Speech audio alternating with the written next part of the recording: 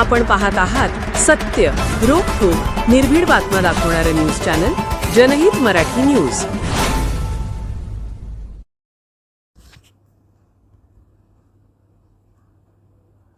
हरिभक्त परायण मधुकर महाराज इनामदार यांची परमार्थातून देशहितासाठी समाजसेवा।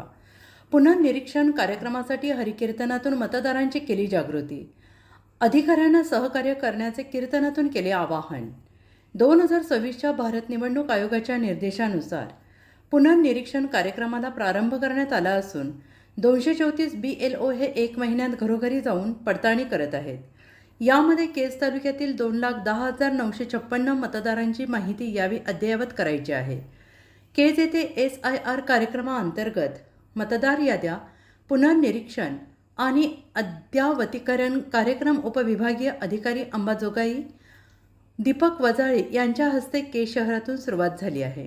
हा कार्यक्रम प्रत्येक गावात, प्रत्येक घरापर्यंत शाळेचे शिक्षक, पोलीस पाटील, इतर कर्मचारी या कामासाठी रात्रंदिवस कार्य करत आहेत।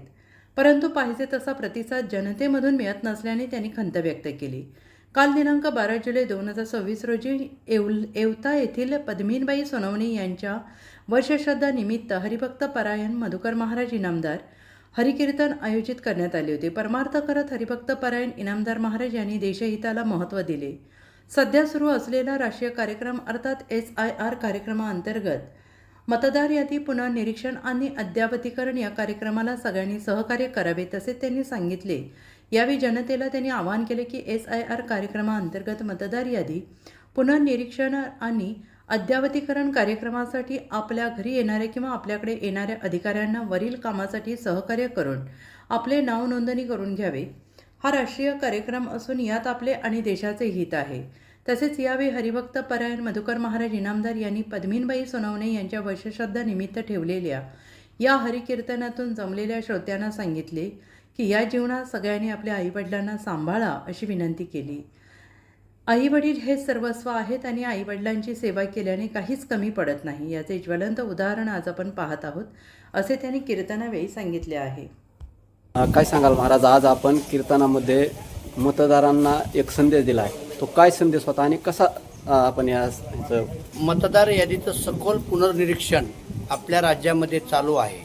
त्यामुळं जनतेनं या BLO लोकांना सहकार्य करावं, आधार कार्ड जवळ ठेवावं, फोटो जवळ ठेवावा आणि बिनचूक अशी माहिती सांगावा, ज्याच्यामुळं आपली लोकशाही बळकट होईल, मतदार यादी सुलभ होईल आणि अद्ययावत होईल, कसलीही त्याच्यामध्ये चुका आढळणार नाही। त्यामुळं लोकांना माझं आव्हान आहे, आजच्या या माध्यमातून, कीर्तनाच्या माध्यमातून मी लोकांना आवाहन करीन की आपापले फॉर्म व्यवस्थित भरा, फोटो द्या, आधार नंबर चुकीचा देऊ नका आणि या BLO लोकांना सहकार्य करा, ज्याच्यामुळं आपली लोकशाही बळकट होईल। आणि आपले जिल्हाधिकारी यांनी आवाहन केलं आहे की बाबांनो, सर्वांनी मतदान नोंदणी करा, व्यवस्थित या सखोल पुनर्निरीक्षणामध्ये सर्वांनी सहभाग घ्या आणि 30 तारखेच्या आत सर्व हे पुनर्निरीक्षण झालं पाहिजे असं लोकांना आव्हान मी करतो। म्हणून या येवता नगरीच्या ग्रामस्थांना मी विनंती करतो, सुपरवायझर येतील, सर्वांना आपली माहिती व्यवस्थित द्या, टाळाटाळ करू नका अशी मी नम्र विनंती करतो। जनहित मराठी न्यूज चॅनलला लाईक करा, शेअर करा आणि सबस्क्राईब करा।